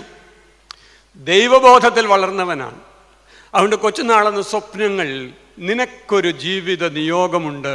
ഇന്ന് പ്രിയപ്പെട്ട എം ജെ ചെറിയാനച്ഛൻ ഇവിടെ പറഞ്ഞതുപോലെ ഘടികാരം പറയുകയാണ്, ഇതെൻ്റെ ജീവിത നിയോഗമാണ്. ഈ ജീവിത നിയോഗത്തിൽ എനിക്ക് മുന്നോട്ട് പോയേ മതിയാകൂ. കൊച്ചുനാളെന്ന് തന്നെ ഒരു ജീവിത നിയോഗം ജോസഫിന് കിട്ടി. നിനക്കൊരു ജീവിത നിയോഗമുണ്ട്. അതുമാത്രമല്ല പ്രിയപ്പെട്ടവരെ, സഹോദരന്മാരെല്ലാവരും കൂടെ ഇവനെ അങ്ങ് കൊന്നൊടുക്കാൻ ആഗ്രഹിച്ച്, അവനെ ഇല്ലായ്മ ചെയ്യുവാൻ ശ്രമിച്ച്, ആരുടെയോ മധ്യസ്ഥതയിൽ അവനെ പിടിച്ച് പൊട്ടക്കിണറ്റിലിട്ടു. പൊട്ടക്കിണറ്റിൽ ഇട്ടപ്പോൾ പൊട്ടക്കിണറ്റിൽ നിന്നും ദൈവം അവനെ വിടുവിച്ചു. ഇസ്മായേല്യ കച്ചവടക്കാരെ ഏൽപ്പിച്ചു. ദൈവത്തിന് സ്തോത്രം. ജോസഫ് തിരിഞ്ഞു നോക്കിക്കൊണ്ട് പറയും, എൻ്റെ ജീവിതം പൊട്ടക്കിണറ്റിൽ അവസാനിക്കേണ്ടതായിരുന്നു. മനസ്സുകൊണ്ട് എന്നെ കൊന്നുകളഞ്ഞ എൻ്റെ സഹോദരന്മാരുടെ മധ്യേ ഞാൻ പൊട്ടക്കിണറ്റിൽ അവസാനിക്കേണ്ടവനായിരുന്നു. എന്നാൽ എൻ്റെ ജീവിതത്തിൻ്റെ തകർച്ചകളുടെ പൊട്ടക്കിണറ്റിൽ കരം നീട്ടി എന്നെ പിടിച്ചു കയറ്റിയ ഒരു ദൈവമുണ്ട്. ഇന്നലെ ആരാണ്ടൊക്കെ ഇടയ്ക്ക് ഹല്ലേലൂയ പറയുന്നുണ്ടായിരുന്നു, ഇന്ന് ആരും പറയുന്നില്ല. ഇന്നലെ വന്ന ആളുകളുടെ പ്രത്യേകത കൊണ്ടായിരിക്കാം ഇന്നലെ ഇടയ്ക്കിടയ്ക്കൊക്കെ 1-2 കേട്ടായിരുന്നു. ഇന്ന് അങ്ങനെ പറയുന്നവരധികം ഇല്ല എന്നാണ് എൻ്റെ വിചാരം. എന്നാൽ ഇപ്പോൾ പ്രിയപ്പെട്ടവരെ, ഹൃദയം തൊട്ടെന്ന് പറഞ്ഞേ നമുക്ക് പറയാൻ സാധിക്കുമോ ഇതുപോലത്തെ ഒരു കാര്യം? എന്ത്? എൻ്റെ ജീവിതം പട്ടുപോകേണ്ട ചില നിമിഷങ്ങളുണ്ടായിരുന്നു. ആ നിമിഷങ്ങളിൽ കരം നീട്ടി എന്നെ പിടിച്ചു കയറ്റിയ ഒരു ദൈവമുണ്ട്. ഹല്ലേലൂയ. 1981 ആണെന്നാണ് എൻ്റെ ഓർമ്മ. എലന്തൂരിലെ നെടുവേലി മുക്കിന്, നമുക്കറിയാവുന്ന പോലെ കോഴഞ്ചേരി പത്തനംതിട്ട റോഡിലെ ഇലന്തൂരിലെ നെടുവേലി മുക്ക്, ഞാൻ എൻ്റെ ഇളയ സഹോദരിയുമായി ഒരു മോട്ടോർ ബൈക്കിൽ യാത്ര ചെയ്ത് വരികയാണ്. അവളെൻ്റെ പിറകിലുണ്ട്. ഒരു ഇൻ്റർവ്യൂ കഴിഞ്ഞ് വരികയാണ്. അപ്പോൾ പത്തനംതിട്ടയിലേക്ക് തിരിച്ചിട്ടിരിക്കുന്ന ഒരു ബസ് അവിടെ കിടപ്പുണ്ട്. പത്തനംതിട്ടയ്ക്ക് പോയിക്കൊണ്ടിരിക്കുകയാണ്. മറുവശത്തുനിന്ന് കോഴഞ്ചേരിക്ക് പോകുന്ന ഒരു ബസ് വരുന്നുണ്ട്. ഈ 2 ബസ്സുകളും പാരലായി നിർത്തി. ഞാൻ പത്തനംതിട്ടയ്ക്ക് യാത്ര ചെയ്യുന്ന ആളാണ്. അതുകൊണ്ട് പത്തനംതിട്ടയ്ക്ക് പോകുന്ന ബസ്സിൻ്റെ പുറകിൽ ഫസ്റ്റ് ഗിയർ ഇട്ട്, SD motor cycle first gear ഇട്ട് ഞാൻ നിൽക്കുമ്പോൾ യാതൊരു അടയാളവുമില്ലാതെ, യാതൊരു ഇൻഡിക്കേഷനുമില്ലാതെ എൻ്റെ മുമ്പിൽ കിടന്ന വണ്ടി പുറകോട്ടെടുത്തു. അത് വന്ന് ഞങ്ങളെ തട്ടിയിട്ടു. ഞാൻ ആ ബൈക്കും കൊണ്ട് ആ വാഹനത്തിൻ്റെ കീഴിൽ പോയി. എൻ്റെ മോട്ടോർ ബൈക്കിൻ്റെ ഫ്രണ്ട് വീല് തകർന്ന് തരിപ്പണമായി. എൻ്റെ കാല് 1 ഏക്കർ പൊള്ളി. ഞാൻ അതിൻ്റെ കീഴിൽ നിന്ന് രക്ഷപ്പെട്ടത്, പ്രിയപ്പെട്ടവരെ, ഞാൻ ഓർക്കുന്നു 2021 കൊട്ടാരക്കര കൺവെൻഷൻ്റെ ഫെബ്രുവരി മാസം 6-ാം തീയതി വൈകുന്നേരത്തെ യോഗത്തിൽ ഈ വചനധ്യാനം നടത്തണമെന്ന് എൻ്റെ കർത്താവ് ആഗ്രഹിച്ചതുകൊണ്ടാണ്. ഇന്നയോളം എന്നെ നടത്തിയ ഒരു ദൈവം, പ്രിയപ്പെട്ടവരെ, എത്ര പ്രാവശ്യം വീഴ്ചകളിൽ നിന്ന്, തകർച്ചകളിൽ നിന്ന്, നിരാശകളിൽ നിന്ന്, ബുദ്ധിമുട്ടിൻ്റെ അനുഭവങ്ങളിൽ നിന്ന്, എന്നെ കരം പിടിച്ച് കയറ്റിയ പാതാള കുഴികളിൽ നിന്ന് എന്നെ കരം പിടിച്ച് കയറ്റിയ ഒരു ദൈവമുണ്ട്. നമ്മൾ പറയത്തില്ലയോ, പുനരുദ്ധാനത്തിൻ്റെ ഇടിനാദം പാതാള കുഴികളിൽ മുഴങ്ങുകയാണ്. അവിടെ ദ്രവീകരണം പ്രാപിച്ച ശരീരങ്ങളൊക്കെ ജീവൻ പ്രാപിക്കുകയാണ്. നോമ്പ് നമസ്കാരത്തിൽ നമ്മൾ ഉപയോഗിക്കുന്ന ഒരു പ്രാർത്ഥനയാണ്, പ്രിയപ്പെട്ടവരെ. അങ്ങനെ നമ്മൾ വായിക്കുന്നുണ്ട്, പുനരുദ്ധാനത്തിൻ്റെ ഇടിനാദം പാതാള കുഴികളിൽ മുഴങ്ങുകയാണ്. ദ്രവത്വം പ്രാപിച്ച ശരീരങ്ങളൊക്കെ ജീവൻ വെക്കുകയാണ്. ദ്രവത്വം പ്രാപിച്ച ശരീരങ്ങൾ ജീവൻ വെക്കുവാൻ തക്കവണ്ണം ദൈവം നമ്മളെ സഹായിച്ചിട്ടുണ്ട്. ദൈവത്തിന് സ്തോത്രം. പ്രിയപ്പെട്ടവരെ, അതുകൊണ്ട് ഞാൻ പറഞ്ഞത്, every experience of Joseph was a thanksgiving to his God. എല്ലാ അനുഭവങ്ങളും, താൻ കടന്നുപോയ എല്ലാ അനുഭവങ്ങളും തൻ്റെ ദൈവത്തിന് നന്ദി പറയുന്ന, നന്ദിയുടെ, സ്തോത്രത്തിൻ്റെ, കൃതജ്ഞതയുടെ അനുഭവമായി ജോസഫ് മാറ്റി എന്നുള്ളത് കൊണ്ടാണ്. അതുകൊണ്ട് ഇന്നത്തെ 1-ാമത്തെ ധ്യാനം അതാണ്. വിധിയുടെ വിളയാട്ട് പന്തല്ല, പിന്നെ വിധിയുടെ ഇരയുമല്ല, പിന്നെയോ ദൈവത്തിൻ്റെ കൃപ വ്യാപരിക്കുന്നതിൻ്റെ ഫലമായി ദൈവം തമ്പുരാൻ വളർത്തിയെടുത്ത ദൈവത്തിൻ്റെ ചെടിയാണ്. ഹല്ലേലൂയ.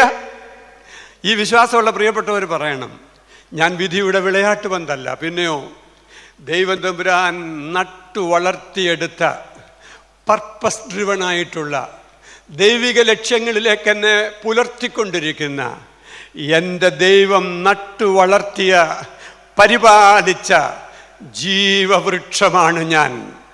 ഈ രാത്രി ഈ ചാപ്പലിനകത്തിരിക്കുന്ന ദൈവമക്കൾക്ക് അങ്ങനെ പറയാൻ സാധിക്കുമോ? പ്രിയപ്പെട്ടവരെ, അവസാനത്തെ ഒരു സാക്ഷ്യം മാത്രമല്ല, ഈ ധ്യാനത്തിൻ്റെ നിമിഷങ്ങളിൽ നിങ്ങൾ സാക്ഷ്യം പറയണം.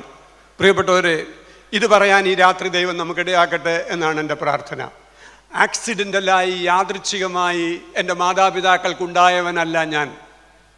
പിന്നെ എൻ്റെ ദൈവത്തിൻ്റെ ഇഷ്ടത്താൽ ഈ ഭൂമിയിൽ നട്ട് നനയ്ക്കപ്പെട്ട് വളർത്തപ്പെട്ട് ദൈവത്തിൻ്റെ വൃക്ഷമായി വളരുവാൻ തക്കവണ്ണം ദൈവകൃപയുടെ അനുഭവം എനിക്ക് തന്ന് എന്നെ പുലർത്തിയതാണ് എൻ്റെ ദൈവമെന്ന് പറയാൻ കഴിയുന്ന ആളുകൾ കരമുയർത്തി ദൈവത്തിന് സ്തോത്രം പറയുക. ഞാൻ അങ്ങനെയാണ്. എൻ്റെ ദൈവമേ, നിനക്ക് സ്തോത്രം. ഞാൻ കേവലം ഒരു ഇരയല്ല, I am not a victim of fatalism, but I am a victor. ഞാനൊരു വിജയിയാണ്. ദൈവത്തിൻ്റെ കരങ്ങളിൽ ഏൽപ്പിച്ചു കൊടുക്കുന്ന ഒരു ജീവിതമാണ്. 2, ജോസഫിനെ കുറിച്ച്, ജോസഫിൻ്റെ ചരിത്രം പഠിക്കുന്ന സമയത്ത് നമുക്ക് മനസ്സിലാവുന്ന രണ്ടാമത്തെ ഒരു ധ്യാനമുണ്ട്. ആ ധ്യാനം, അപ്രതീക്ഷിത ഇടങ്ങളിൽ ദൈവ സാന്നിധ്യത്തെ അനുഭവിച്ചവനാണവൻ. Praise the Lord. ഈ ഇംഗ്ലീഷിൽ ഒരു വാക്കുണ്ട്, practising the presence of God എന്ന് പറയും. ദൈവ സാന്നിധ്യത്തെ പ്രാക്ടീസ് ചെയ്യുക. നമുക്കെപ്പോഴാണ് ദൈവ സാന്നിധ്യം ഉള്ളത്? പ്രിയപ്പെട്ടവരെ, നമ്മുടെ ക്രിസ്തീയ കീർത്തനങ്ങളിൽ അതിമനോഹരമായ ഒരു പാട്ടുണ്ട്. നമ്മൾ പണ്ട് പാടുന്ന പാട്ടായിരുന്നു. അതിമനോഹരമാണ്. വഴിയിലും പുഴയിലും വീട്ടിലും നാട്ടിലും എവിടെയും അനുഗ്രഹം അടിയങ്ങളായിടാൻ അനുഗ്രഹക്കടലെ എഴുന്നള്ളി വരിക. പള്ളിയിലിരിക്കുമ്പം മാത്രമല്ല കേട്ടോ, ആരാധനയിലിരിക്കുമ്പം മാത്രമല്ല, കൂട്ടായ്മയിലിരിക്കുമ്പം മാത്രമല്ല, പിന്നെ വഴിയിലും പുഴയിലും വീട്ടിലും നാട്ടിലും എവിടെയും അനുഗ്രഹം അടിയങ്ങളായിടാൻ. അപ്പോൾ എവിടെയും ദൈവ സാന്നിധ്യത്തെ പ്രാക്ടീസ് ചെയ്യണം. വളരെ പ്രധാനപ്പെട്ട ഒരു കാര്യമാണ്, to practise the presence of God. നമ്മൾ കൂടി വരുന്ന സമയത്ത് ദൈവം നമ്മുടെ മധ്യത്തിലുണ്ടോ? 2-3 പേർ കൂടുമ്പോൾ അവരുടെ മധ്യത്തിൽ ദൈവമുണ്ടെന്ന് നമ്മൾ വിശ്വസിക്കുന്നു. Do we experience him? നമ്മൾ അനുഭവിക്കുന്നുണ്ടോ ഈ ദൈവ സാന്നിധ്യത്തെ? ദൈവ ഭയത്താൽ വിശുദ്ധിയെ തികച്ചുകൊള്ളുവാൻ നമുക്ക് കഴിയുന്നുണ്ടോ? കൊരിന്ത്യർ ലേഖനത്തിൽ പൗലോസ് അപ്പോസ്തലൻ ഓർമ്മിപ്പിക്കുന്നതാണത്. 1 കൊരിന്ത്യർ 7-ാം അധ്യായത്തിൻ്റെ ആദ്യത്തെ വാക്യത്തിലാണെന്ന് തോന്നുന്നു. ഇങ്ങനെ നമ്മൾ വായിക്കുന്നുണ്ട്, ദൈവഭയത്താൽ വിശുദ്ധിയെ തികച്ചുകൊള്ളുക. അപ്പം ദൈവത്തെ ഭയപ്പെട്ട, ദൈവത്തിൻ്റെ സാന്നിധ്യത്തെ അനുഭവിക്കുന്നതിൻ്റെ ഫലമായി വിശുദ്ധ ജീവനത്തിൻ്റെ അനുഭവം ഉണ്ടാക്കിയെടുക്കുവാൻ നമുക്ക് സാധിക്കണം. എൻ്റെ ഏറ്റവും സമീപത്തുള്ള കൊച്ചു കടയിൽ നിന്നാണ് പലചരക്ക് സാധനങ്ങൾ വാങ്ങിക്കുന്നത്. അത് ഇപ്പോഴത്തെ ആഗോളവൽക്കരണത്തോടും വലിയ കുത്തകകളോടുമുള്ള ഒരു പ്രതികരണം കൂടെയാണ്. ഞാനൊരു വലിയ സൂപ്പർ സ്റ്റോറിലൊന്നും പോയി സാധനം വാങ്ങിക്കാറില്ല. അതിൻ്റെ കാരണം, എൻ്റെ അയൽവക്കത്തുകാരൻ, മുമ്പിലിരിക്കുന്ന സാധാരണക്കാരനായ ഒരു കച്ചവടക്കാരൻ, ഉപ്പും മുളകും വെച്ച് വിൽക്കുന്നവൻ, അത് വിറ്റ് തൻ്റെ യാവനം നടത്തുവാൻ ആഗ്രഹിക്കുന്ന ഒരാൾ അയാളുടെ കടയിൽ നിന്നാണ് സാധനം വാങ്ങിക്കുന്നത്. അയാളുടെ കടയിൽ നിന്ന് വാങ്ങിക്കൂ. അങ്ങനെ സാധനങ്ങൾ വാങ്ങിച്ചൊരു ദിവസം എൻ്റെ ഭാര്യ അവിടുന്ന് സാധനം വാങ്ങിച്ച് മടങ്ങി വരുമ്പോൾ 500 രൂപയുടെ നോട്ട് കൊടുത്ത് വീട്ടിൽ വന്ന് നോക്കിയപ്പോൾ 50 രൂപ കൂടുതലാണ്. അയാളെടുത്തതല്ല, നമുക്ക് ബാക്കി തന്നത് 50 രൂപ കൂടുതലാണ്. അപ്പോൾ 50 രൂപ കൂടുതൽ തന്നപ്പോൾ, അടുത്ത ആഴ്ച സ്തോത്രാഴ്ച ഇടാമല്ലോ, ദൈവത്തിന് സ്തോത്രം എന്ന് പറയാൻ ദൈവം അനുവദിച്ചില്ല. അപ്പോൾ ഞാൻ പറഞ്ഞു, ഇപ്പം തന്നെ 50 രൂപ കൊണ്ട് അവന് തിരിച്ചു കൊടുക്കണം. പാവപ്പെട്ടവൻ 50 രൂപ തിരിച്ചു കൊണ്ട് കൊടുക്കണം. അപ്പോൾ ഉടനെ പോയി 50 രൂപ തിരിച്ചു കൊണ്ട് കൊടുത്തപ്പോൾ കൊച്ചുമോൻ പറഞ്ഞു, അങ്ങോട്ടിറങ്ങിയപ്പോഴേ എനിക്കറിയായിരുന്നു 50 രൂപ കൂടുതലുണ്ടെന്ന്. അപ്പോൾ അങ്ങോട്ടിറങ്ങിയപ്പോൾ തിരിച്ചു വിളിച്ചില്ലെന്നേ ഉള്ളൂ. അങ്ങോട്ടിറങ്ങിയപ്പോഴേ എനിക്കറിയായിരുന്നു 50 രൂപ കൂടുതലുണ്ടെന്ന്. ഞാനന്ന് 50 രൂപ കൊണ്ട് തിരിച്ചു കൊടുത്തില്ലായിരുന്നെങ്കിൽ എൻ്റെ ഈ പ്രസംഗത്തിൻ്റെ സാക്ഷ്യം മുഴുവൻ അതുകൊണ്ട് തീർന്നേനെ. പ്രിയപ്പെട്ടവരെ, കൊച്ചു കൊച്ചു കാര്യങ്ങളിലുള്ള ദൈവിക വിശ്വസ്തത പാലിക്കുവാൻ ദൈവമക്കളെ കർത്താവ് വിളിക്കുകയാണ്. പിന്നെ ഞാൻ രാവിലെയും വൈകിട്ടും സ്കൂട്ടറിലും കാറേലും അവൻ്റെ പഠിക്ക കൂടെ അങ്ങോട്ടും ഇങ്ങോട്ടും കുപ്പായം ഇട്ട് പോകുമ്പോൾ അവൻ പറയും, കുപ്പായമൊക്കെ ഒരു മറവാണെന്ന്, കുപ്പായമൊക്കെ ഒരു മറവാണ് എന്ന് പറയും.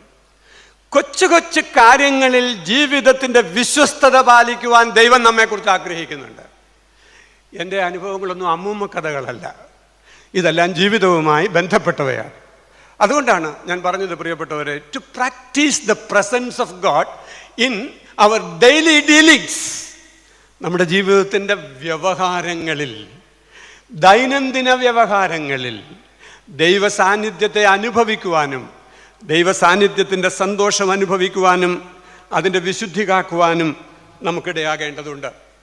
പ്രിയപ്പെട്ടവരെ, ഇനിയും ഞാൻ പറയുകയാണ്, പൊട്ടക്കിണറ്റിൽ, ആഴമുള്ള പൊട്ടക്കിണറ്റിൽ പിടിച്ചിടപ്പെട്ട ജോസഫ് നിസ്സഹായതയുടെ അവസ്ഥയിലായിരുന്നു. ഹി വാസ് ഹെൽപ്ലെസ്, അല്ലേ? തീർച്ചയാണ്, ഹെൽപ്ലെസ് ആണ്. ആരും സഹായമില്ല, എല്ലാവരും പാരിൽ കണ്ടും കാണാതെയും പോകുന്നവർ. തന്നെ സംരക്ഷിച്ചുകൊള്ളും എന്ന് വിചാരിച്ച സഹോദരങ്ങളാണ് തന്നെ ഈ പൊട്ടക്കിണറ്റിൽ പിടിച്ചിട്ടിരിക്കുന്നത്. പൊട്ടക്കിണറ്റിൽ കിടന്ന് നിസ്സഹായത അനുഭവിക്കുന്ന ഈ മനുഷ്യൻ അവിടെ കിടന്നുകൊണ്ട് തിമിംഗലത്തിൻ്റെ വയറ്റിൽ കിടന്ന് സ്വർഗാന്തർഭാഗത്തേക്ക് നോക്കിയ യോനായെ പോലെ പ്രാർത്ഥിച്ചു കാണും.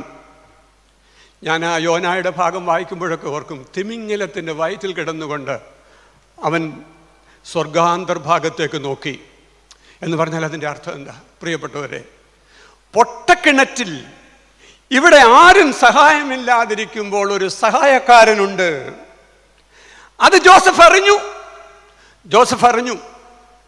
തന്നെ പൊട്ടക്കിണറ്റിലിട്ടവരിൽ തന്നെ ഒരാൾ തനിക്ക് വേണ്ടി മധ്യസ്ഥത ചെയ്ത് പൊട്ടക്കിണറ്റിൽ നിന്ന് പിടിച്ചു കയറ്റുകയാണ്. അപ്പോൾ ജോസഫ് പൊട്ടക്കിണറ്റിൽ നിസ്സഹായതയുടെ മേഖലയിൽ ദൈവസഹായം അറിഞ്ഞവനാണ്. ദൈവത്തിന് സ്തോത്രം. ഇന്ന് ഞാനും നിങ്ങളും ആയിരിക്കുന്ന പൊട്ടക്കിണറുകളിൽ നമ്മൾ പാടുന്ന ഒരു പാട്ടുണ്ടല്ലോ, പൊട്ടക്കിണർ മരുഭൂ, എന്താ നമ്മളിങ്ങനെ പാടുന്ന നീ കലങ്ങേണ്ട എന്നൊക്കെ പറഞ്ഞ് നമ്മൾ പാടുന്ന ഒരു പാട്ടുണ്ട്. ചെങ്കടൽ തീരത്ത് തൻ ദാസർ നിൽക്കുന്നേരം ചങ്കിന് നേരെ വന്ന വൻഭാരം നീങ്ങിപ്പോയി എന്നൊക്കെ പാടുന്ന ആ പാട്ടിനകത്ത് നമ്മൾ പാടുന്ന പൊട്ടക്കിണർ മരുഭൂ അല്ലേ? പൊട്ടക്കിണർ മരുഭൂ. ഈ പൊട്ടക്കിണറിൻ്റെ അനുഭവത്തിൽ ആരും സഹായിക്കാനില്ലാത്തപ്പോൾ ഒരു സ്വർഗീയ കാര്യസ്ഥൻ വന്നിരിക്കുകയാണ്. ഞാൻ കോളേജിൽ പഠിപ്പിക്കുന്ന കാലത്ത് എൻ്റെ കൂടെ ഉണ്ടായിരുന്ന ഒരു സഹോദരനെ സഹായിച്ചു. അവൻ അടുത്ത കാലത്ത് പെന്തക്കോസ്തി പോയായിരുന്നു. പെന്തക്കോസ്തി പോയ ആ സഹോദരൻ അവൻ്റെ വീടിൻ്റെ ഓല ഇങ്ങനെ പൊളിഞ്ഞ് വെള്ളം ഇങ്ങനെ വീഴുക.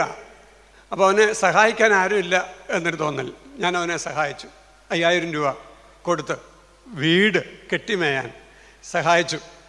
അത് കഴിഞ്ഞ് ഞാൻ ആ സഹോദരനോട് ചോദിച്ചു, കെട്ടിമേഞ്ഞു? നീ എല്ലാം നന്നായി ചെയ്തു അല്ലേ? ചെയ്തു. എന്തൊക്കെ ചെയ്തു?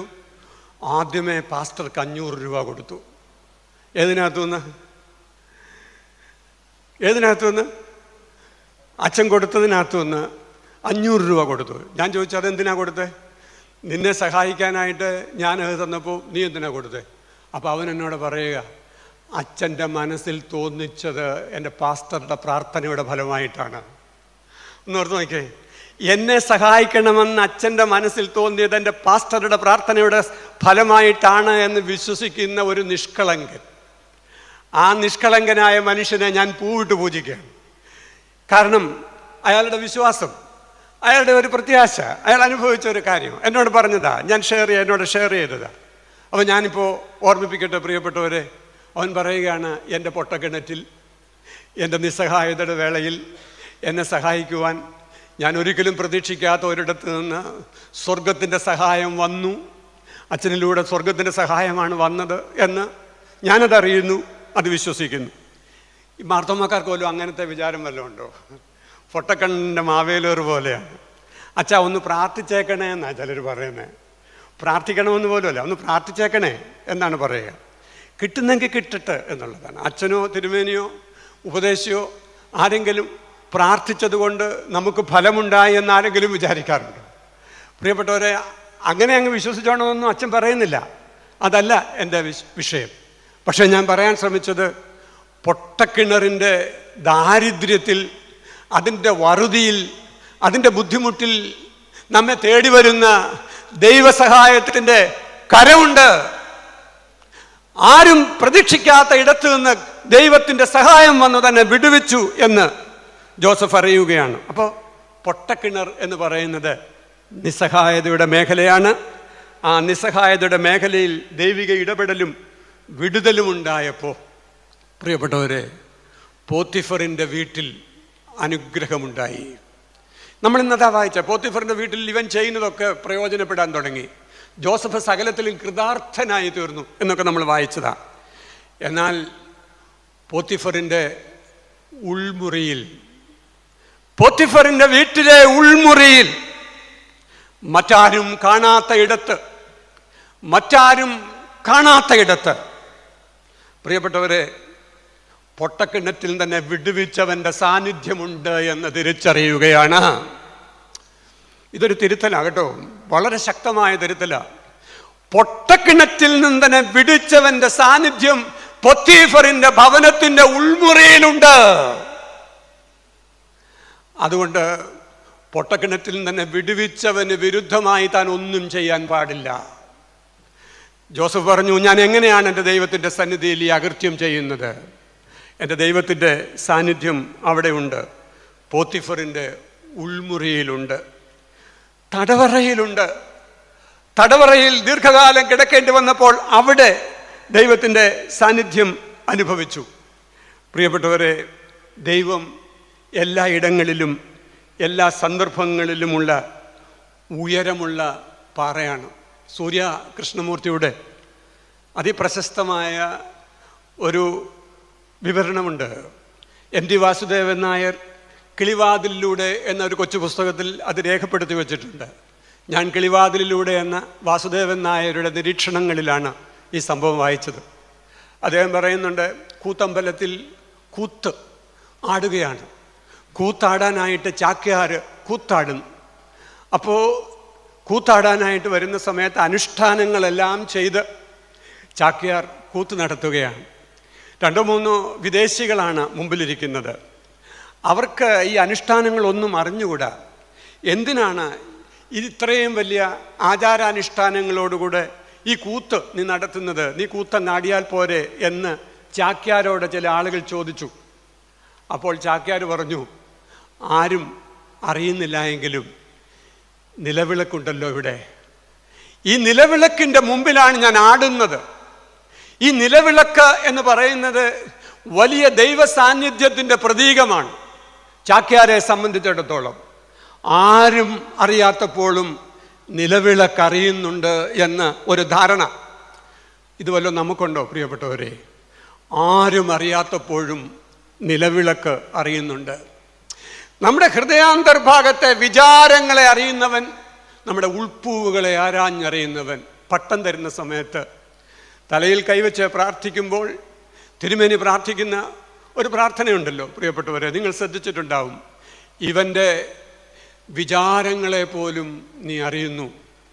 ഹൃദയത്തിൻ്റെ വിചാരങ്ങളെയും ചിന്തനങ്ങളെയും അറിയുന്നവനാണ് നീ. ഈ ദൈവത്തിൻ്റെ സന്നിധിയിലാണ് ഈ ശുശ്രൂഷ ഏൽക്കുന്നത്. പ്രിയപ്പെട്ടവരെ, നിലവിളക്കിനെ ബഹുമാനിക്കുന്ന ചാക്യാർ നമ്മോട് പറയുന്നു, ദൈവം എല്ലായിടത്തുമുണ്ട്, എല്ലാ സാഹചര്യങ്ങളിലുമുണ്ട്, എല്ലാ സന്ദർഭങ്ങളിലുമുണ്ട്.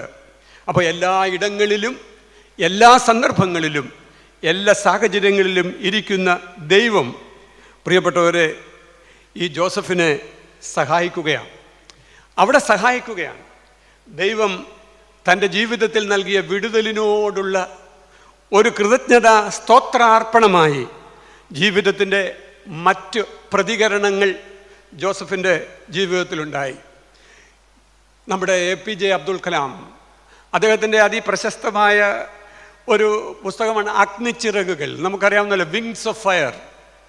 ഞാൻ പറയുന്നു പ്രിയപ്പെട്ടവരെ, ജീവിതത്തിൽ ദൈവികമായ അനുഗ്രഹത്തിൻ്റെ സാഫല്യമുണ്ടാക്കുവാനായി ശ്രമിക്കുന്ന മനുഷ്യൻ, അദ്ദേഹത്തിന് തൻ്റെ സ്വപ്ന സാക്ഷാത്കാരത്തിന് അഗ്നിച്ചിറകുകൾ ലഭിക്കുകയാണ്. ദൈവത്തിന് സ്തോത്രം. തൻ്റെ സ്വപ്ന സാക്ഷാത്കാരത്തിന് അഗ്നിച്ചിറകുകൾ, വിങ്സ് ഓഫ് ഫയർ.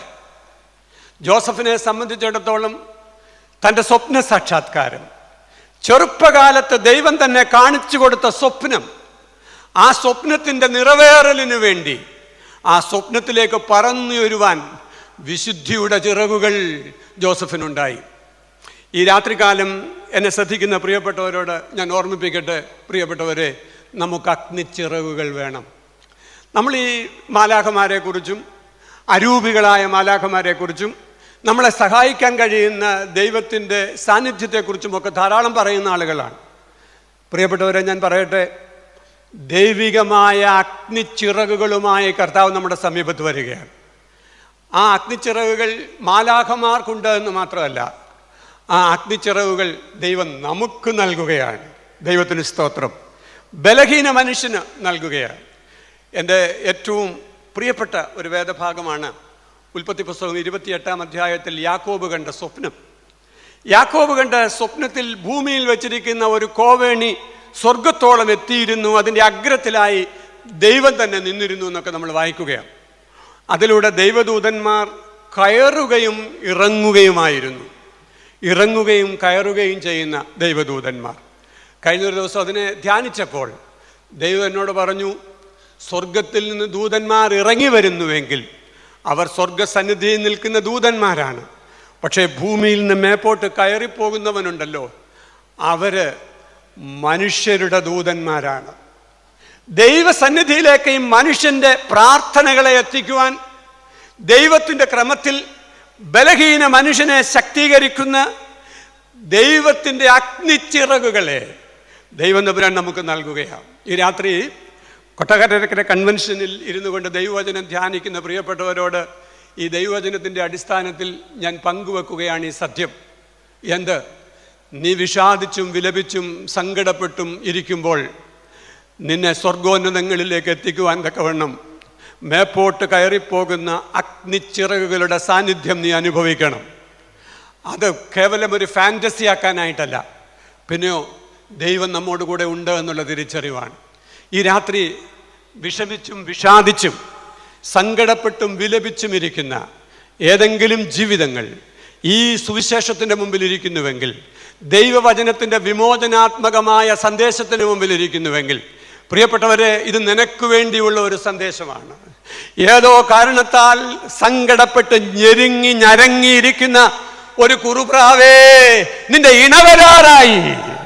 യെസ്, ഏതോ കാരണത്താൽ കുറുകി ഞരങ്ങി കാത്തിരിക്കുന്ന ഒരു കുറുപ്രാവേ, നിന്റെ ഇണ വരാറായി. നിന്റെ ഇണ ആരാണ്? നിന്റെ ഇണ ആരാണ്?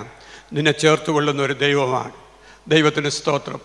അതുകൊണ്ട് ഞാൻ പറയുന്നു, പൊത്തിഫറിൻ്റെ ഭവനത്തിലും പൊട്ടക്കിണറ്റിലും തടവറയിലും എല്ലാ ഇടങ്ങളിലും ദൈവ സാന്നിധ്യം അനുഭവിച്ചു. ഏറ്റവും മനോഹരമായ ഒരു സങ്കീർത്തന വാക്യമുണ്ട്, നിങ്ങൾക്കറിയാവുന്നതാണ്. ആ 61-ാം സങ്കീർത്തനത്തിലാണെന്ന് തോന്നുന്നു നമ്മൾ വായിക്കുന്നത്. അവിടെ വായിക്കുന്നു, എനിക്ക് അത്യുന്നതമായ പാറയെങ്കിലേക്ക് എന്നെ നടത്തണമെന്ന്.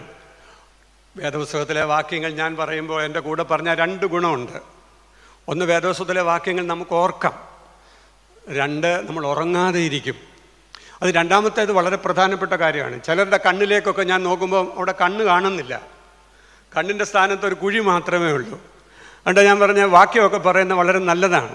ഒന്ന് പറഞ്ഞു, ഇപ്പം എൻ്റെ കൂടെ പറഞ്ഞു, എനിക്ക് അത്യുന്നതമായ പാറയെങ്കിലേക്ക് എന്നെ നടത്തണമേ. അതിൻ്റെ ഒരു ഇംഗ്ലീഷ് ട്രാൻസ്ലേഷൻ, വേറൊരു വേർഷൻ ഉണ്ട്. അതിങ്ങനെയാണ് വായിക്കുക: lead me O God to the rock which is taller than me. Lead me O Lord to the rock which is taller than me. ദൈവമേ, എന്നേക്കാൾ ഉയരമുള്ള പാറയിലേക്ക് എന്നെ നടത്തണമേ. ഹല്ലേലൂയ. പെരുവെള്ളം കവിഞ്ഞു വരുമ്പോൾ അതവൻ്റെ അടുക്കലോളം എത്താതിരിക്കുന്നത് എന്തുകൊണ്ടാണെന്നറിയാമോ? നമ്മളെക്കാൾ ഉയരമുള്ള ഒരു പാറയിലേക്ക് കർത്താവ് നമ്മെ കയറ്റി നിർത്തുന്നത് കൊണ്ടാണ്. ആ പാറ ക്രിസ്തുവായിരുന്നു. കൊരിന്ത്യർ ലേഖനത്തിൽ നമ്മൾ വായിക്കുന്നുണ്ട്, നമ്മുടെ പിതാക്കന്മാർ മരുഭൂമിയിലായിരുന്നു, അവർ സമുദ്രത്തൂടെ സഞ്ചരിച്ചു, അവരെ അനുഗമിച്ച പാറയിൽ നിന്നല്ലോ അവർ കുടിച്ചത്. ആ പാറ ക്രിസ്തുവായിരുന്നു. ആ പാറയാണ് the rock which is taller than me, എന്നേക്കാൾ ഉയരമുള്ള ഒരു പാറ. എന്നെ ശ്രദ്ധിക്കുന്ന പ്രിയപ്പെട്ടവരെ, ഈ രാത്രി ദൈവത്തിൻ്റെ സന്നിധിയിലിരുന്ന് പറ, ഗോഡ് ഈസ് ഓംനിപ്രസൻറ്റ്. ദൈവം സർവ്വവ്യാപിയാണ്, ദൈവം സർവ്വയിടത്തുമുണ്ട്. അങ്ങനെയാണെങ്കിൽ നിൻ്റെ പൊട്ടക്കിണറ്റുകളിൽ നിന്ന് നിന്നെ വിടുവിക്കുവാൻ ദൈവത്തിൻ്റെ കരത്തിന് സാധിക്കും.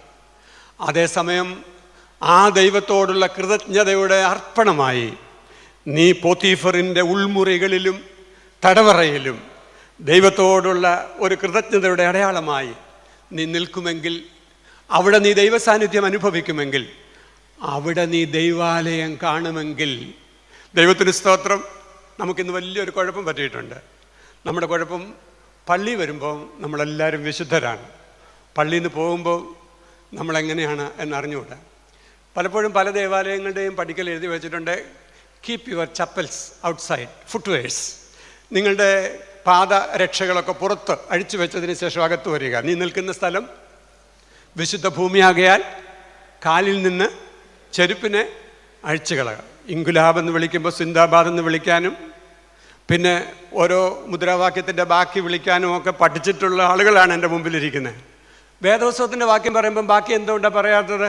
നീ നിൽക്കുന്ന സ്ഥലം വിശുദ്ധ ഭൂമിയാകയാൽ കാലിൽ നിന്ന് ചെരുപ്പിനെ. ആ ഒരു കാര്യം നമ്മൾ അനുസരിക്കും. പള്ളിയുടെ വാതിൽക്ക് വരുമ്പോൾ ചെരുപ്പ് അഴിച്ചു വെക്കും, പള്ളിക്കകത്ത് കയറും. ആരാധന കഴിയുമ്പോൾ നമ്മൾ ഇട്ടുകൊണ്ട് വന്ന അതേ ചെരുപ്പ് ഇട്ടുകൊണ്ട് പോകും. ഇങ്ങോട്ട് ഏതൊക്കെ മാലിന്യങ്ങൾ ചവിട്ടിക്കൊണ്ട് വന്നോ അതൊക്കെ പള്ളിയുടെ പുറത്ത് വെച്ചേച്ച് ഇറങ്ങുമ്പോൾ അതേ മാലിന്യങ്ങളും കൊണ്ട് നമ്മൾ തിരിച്ചു പോവുകയാണെങ്കിൽ നമുക്കെന്ത് അഗ്നിച്ചിറക് ഉണ്ടാവാനാ? നമുക്കെന്ത് രൂപാന്തരം ഉണ്ടാവാനാ?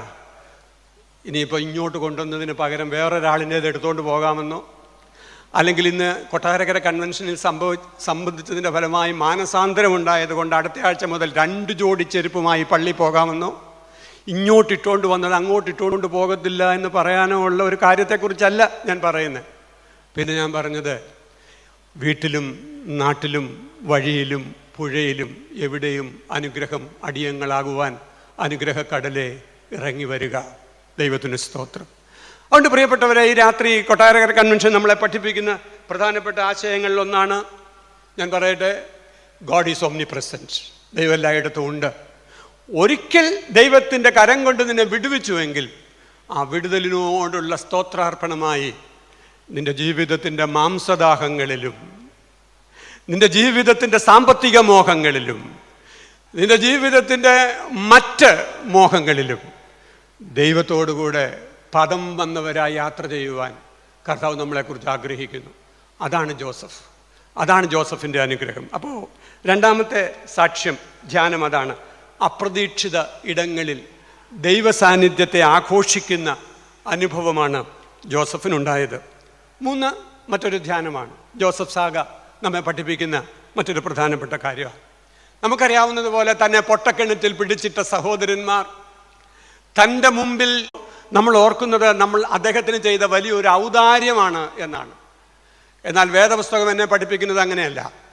വേദപുസ്തകം എന്നെ പഠിപ്പിക്കുന്നത് ഞാനൊരാളിനോട് ക്ഷമിക്കുമ്പോൾ ദൈവസന്നിധിയിലുള്ള എൻ്റെ ആധികാരികത വർദ്ധിക്കുകയാണ്. ദൈവത്തിന് സ്തോത്രം. സ്വർഗസ്ഥനായ ഞങ്ങളുടെ പിതാവേ, നിൻ്റെ തിരുനാമം അതുപോലും അറിയത്തില്ലയോ, വിശുദ്ധമാക്കപ്പെടണമേ, നിൻ്റെ രാജ്യം വരേണമേ, നിൻ്റെ ഇഷ്ടം സ്വർഗത്തിലെ പോലെ ഭൂമിയിലുമാകണമേ. തുടർന്ന് ഞങ്ങളുടെ കടക്കാരോട് ഞങ്ങൾ ക്ഷമിച്ചിരിക്കുന്നത് പോലെ ഞങ്ങളുടെ കടങ്ങളും പാപങ്ങളും ഞങ്ങളോട് ക്ഷമിക്കണമേ. ഞങ്ങളുടെ കടക്കാരോട് ഞങ്ങൾ ക്ഷമിക്കുന്നതാണ് ഞങ്ങളുടെ കടങ്ങളും പാപങ്ങളും പരിഹരിച്ചു കിട്ടുവാനുള്ള മാർഗമെന്ന് എന്നും ചൊല്ലുന്ന സ്വർഗസ്ഥനായ പിതാവേ എന്ന പ്രാർത്ഥന നമ്മെ പഠിപ്പിക്കുമ്പോൾ, പ്രിയപ്പെട്ടവരെ, രാത്രി നമ്മൾ ഓർക്കുക, ഒരുത്തനോട് അനുരഞ്ജനത്തിൽ വരുന്നത് ഔദാര്യമല്ല, പിന്നെ ക്രൈസ്തവമായ ആധികാരികതയാണ്. ഞാൻ നേരത്തെ പറഞ്ഞു, പ്രതികാരം ചെയ്തുകൊണ്ടിരുന്നാൽ ദൂഷിത വലയം വർദ്ധിക്കത്തേ ഉള്ളൂ. നമുക്കറിയാവുന്ന പോലെ സേതുവും കീരിക്കാടൻ ജോസും അത് പറഞ്ഞപ്പോൾ ചിലരൊക്കെ തലപൊക്കി. അപ്പോൾ സേതുവും കീരിക്കാടൻ ജോസും തമ്മിൽ അങ്ങോട്ടും ഇങ്ങോട്ടും പ്രതികാരത്തിൻ്റെ ഈ ഒരു ദൂഷിത വലയം തുടർന്നുകൊണ്ടിരുന്നാൽ തലമുറകൾ അത് തുടർന്നുകൊണ്ടേയിരിക്കും, സംശയമില്ല. ഞാൻ കുറച്ചു കാലം പഠിപ്പിച്ച സമയത്ത് വിഷ്യസ് സർക്കിളിനെ കുറിച്ച് പഠിപ്പിച്ചിട്ടുണ്ട്. എന്താണ് ദൂഷിത വലയം എന്ന് പറഞ്ഞാൽ? ഞാനൊന്ന് പറയാം, ഭാവനയെ കണ്ടോണം. ഒരു പെരുമ്പാമ്പ് വേറൊരു പെരുമ്പാമ്പിൻ്റെ വാല് മുതൽ വിഴുങ്ങപ്പെടുന്ന പെരുമ്പാമ്പ് തന്നെ വിഴുങ്ങുന്ന പെരുമ്പാമ്പിൻ്റെ വാല് മുതൽ വിഴുങ്ങി. 2 പെരുമ്പാമ്പുകൾ പരസ്പരം വിഴുങ്ങുകയാണ്. ഒരു പെരുമ്പാമ്പ് മറ്റൊരു പെരുമ്പാമ്പിൻ്റെ വാല് മുതൽ വിഴുങ്ങുമ്പോൾ വിഴുങ്ങപ്പെടുന്ന പെരുമ്പാമ്പ് തന്നെ വിഴുങ്ങുന്ന പെരുമ്പാമ്പിൻ്റെ വാല് മുതൽ വിഴുങ്ങി. അവസാനം വരുമ്പോൾ എന്ത് അവശേഷിക്കും? ആ അവശേഷിക്കുന്നതാണ് ഇട്ടാവട്ടം. അപ്പോൾ ഇട്ടാവട്ടം എന്ന് പറഞ്ഞാൽ ദൂഷിത വലയമെന്നാണ്. അതായത് ഒരു ബ്രേക്ക് ഇല്ലാത്ത ഒരു എന്താ പറയുന്ന ആ വട്ടത്തിൻ്റെ ആ ഒരു പരിധിയല്ലാതെ അതിനകത്തൊന്നൊരു വിമോചനമില്ലാത്ത അവസ്ഥ.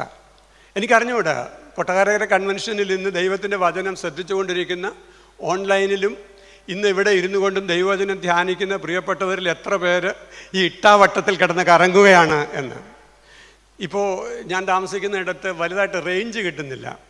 അതിങ്ങനെ കിടന്ന് കറങ്ങുന്ന കാണാം. കുറേയേറെ നേരം കറങ്ങി കഴിയുമ്പോഴാണ് കിട്ടുന്നത്. അപ്പോൾ അതൊരു തരം ദൂഷിത വലയാണ്. അപ്പം ഞാൻ പറഞ്ഞത് അതിനകത്തൊന്നും രക്ഷയില്ല. എനിക്കൊന്ന് സംസാരിക്കണമെന്ന് ആഗ്രഹമുണ്ട്, പക്ഷെ പറ്റുന്നില്ല. അപ്പം ഞാൻ പറഞ്ഞത് ഈ ദൂഷിത വലയത്തിൽ നിന്ന് ഒരു വിമോചനം, ഫലകരമായ വൃക്ഷമായി തീരണമെങ്കിൽ ജോസഫ് ഫലപ്രദമായ ഒരു വൃക്ഷമായി തീർന്നത്, ഒരു ഫ്രൂട്ട് ബെയറിംഗ് ട്രീ ആയി മാറിയത് സഹോദരനോടുള്ള അനുരഞ്ജനത്തിൽ പ്രവേശിച്ചപ്പോഴാണ്. പ്രിയപ്പെട്ടവരെ, പ്രതികാര ചിന്തയിൽ നിന്നും വിമോചിപ്പിക്കപ്പെടുന്ന അനുരഞ്ജനത്തിൻ്റെ ദൈവിക ആധികാരികത ജീവിതത്തിൻ്റെ സന്തോഷമായി നമ്മൾ സ്വീകരിക്കണം എന്ന് ദൈവവചനം നമ്മെ ഓർമ്മിപ്പിക്കുന്നു. മാക്സ് ലുക്കാഡോ എന്നു പേരുള്ള നല്ല മനോഹരമായി എഴുതുന്ന ഒരു എഴുത്തുകാരനുണ്ട്. അദ്ദേഹത്തിൻ്റെ എല്ലാം ലൂസിഡായിട്ടുള്ള റൈറ്റിങ്സാണ്.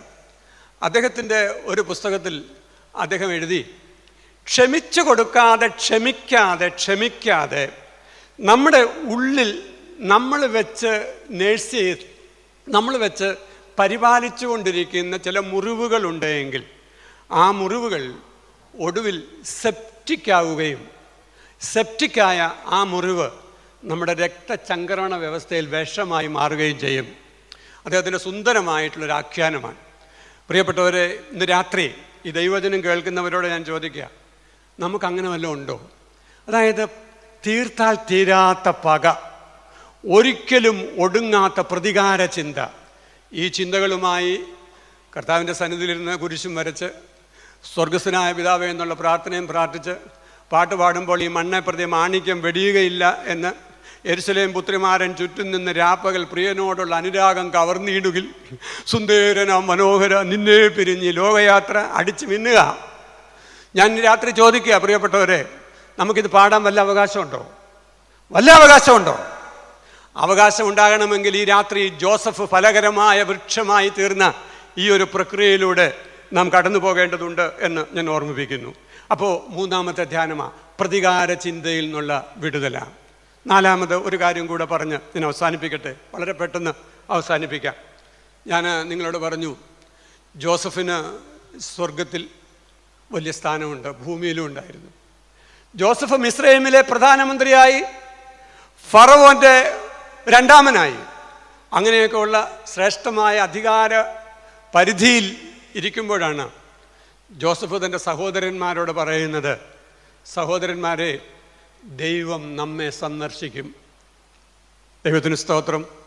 ദൈവം നമ്മെ സന്ദർശിക്കും. ഇപ്പോൾ ദൈവം നമ്മെ സന്ദർശിച്ചിട്ട് പൂർണ്ണമായിട്ടില്ല. ദൈവ സന്ദർശനത്തിൻ്റെ ഫലമായിട്ടാണ് എന്നെ നേരത്തെ ഇങ്ങോട്ട് അയച്ചത്.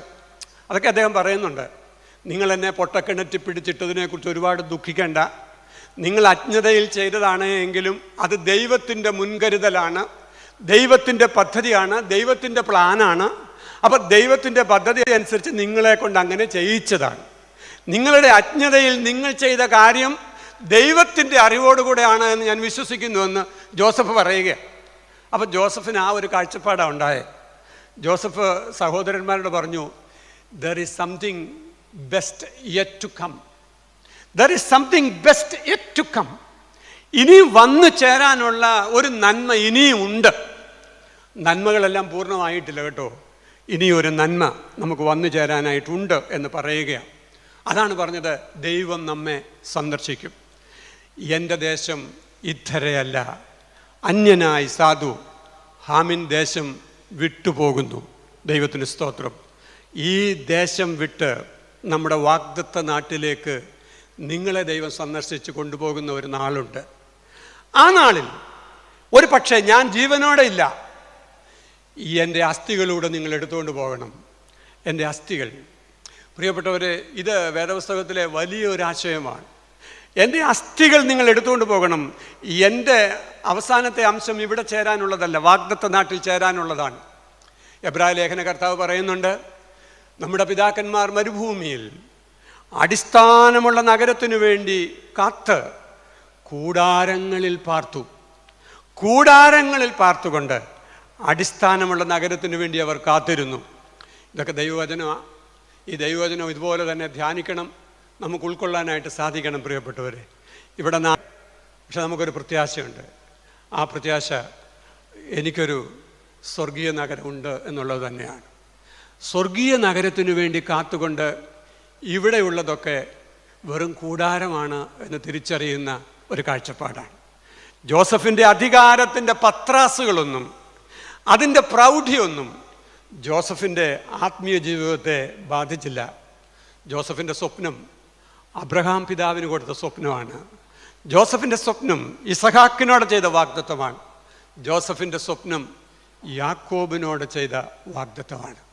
പ്രിയപ്പെട്ടവരെ, മലങ്കരയിലെ മഹിമ കണ്ട സാക്ഷികളായ മാർത്തോമ വിശ്വാസികൾക്ക് ദൈവം ഒരു സ്വപ്നം കൊടുത്തു.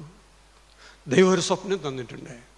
ആ സ്വപ്നം ഈ രാജ്യത്ത് നീതിയുള്ള, ഈ രാജ്യത്ത് സത്യസന്ധമായി വ്യവഹരിക്കുന്ന, ഈ രാജ്യത്ത് നിർമ്മല സുവിശേഷത്തിൻ്റെ സാക്ഷ്യം വഹിക്കുന്ന ഒരു സഭയായി വിളിച്ചു വേർതിരിക്കപ്പെടണം എന്നുള്ളതാണ്.